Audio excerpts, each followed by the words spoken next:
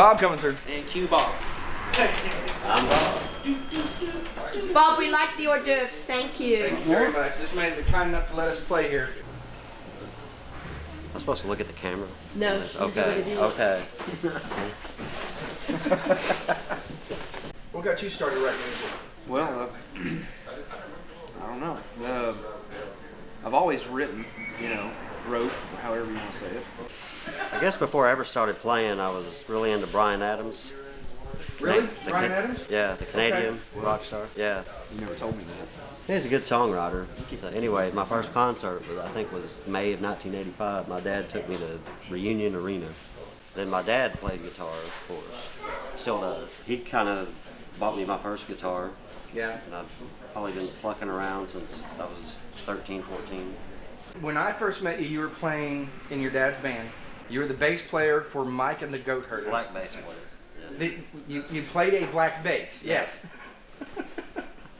Mike and the Goat Herders. They needed a bass player, and I said it has 4 strings. I can handle 4 strings versus 6. I didn't really start playing the guitar until about 2 years ago. When I moved here, and I came up here and saw people like Clint and everybody like that, and I had me a little guitar. And a guy named Robert Eyes, he's a musician around Denton.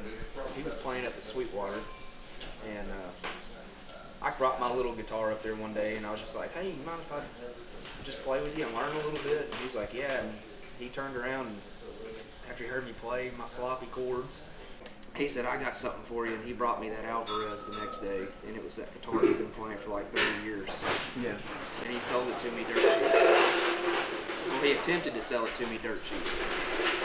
And I told him I couldn't afford it at the time, and it wasn't really something I was wanting to do. And then my girlfriend, Amanda, she ended up going behind my back and buying it for me for Christmas.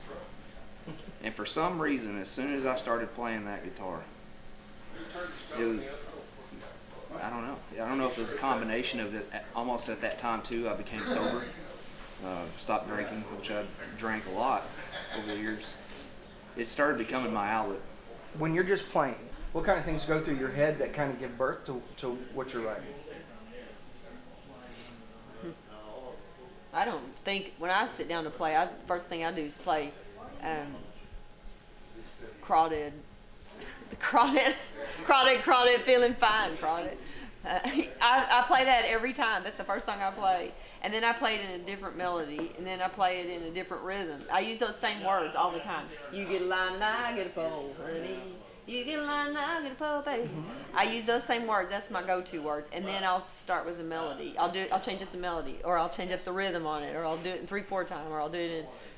That's how that's what I start with, and then it just goes. I mean, I don't consider myself a songwriter. I consider myself kind of a poet or storyteller.